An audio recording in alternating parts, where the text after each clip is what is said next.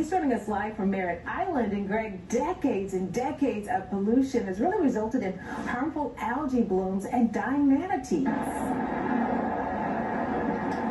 Yeah, you know, we continue to talk about the plight of the lagoon, Tammy and Greg. It's so sad that 289 manatees have died in the first 6 months of this year, and 16 here in Brevard County. All that information coming from FWC. The animal's plight, unfortunately, takes center stage in the efforts to restore the lagoon back to its health.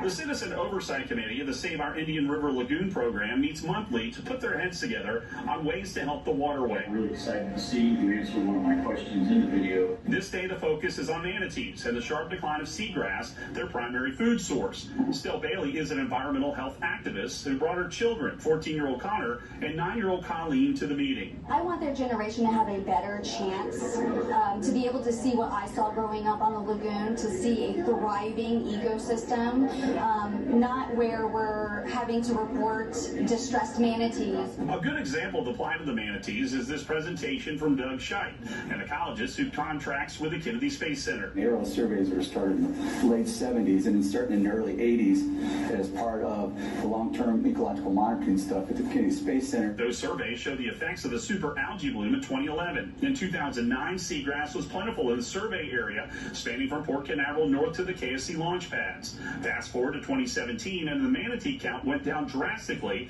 when 12,000 acres, or 95%, died off. Scheidt says if you took all of that seagrass, ripped it up into 36-foot wide strips, the width of I-95, laid them end to end up to Jacksonville, then turned left, it would stretch all the way to Los Angeles. That's how much seagrass was just lost in this area. Bailey says manatee deaths put the spotlight on saving the lagoon. I think the manatees have really paved the way for us to take aggressive action. The latest survey shows in the state of Florida right now 5,733 manatees in the state. Brevard County is more than halfway through a 10-year plan of funding projects to remove 1 million pounds of excess nitrogen from the lagoon each year. Live in Merritt Island in Brevard County, Greg Malone, Spectrum News.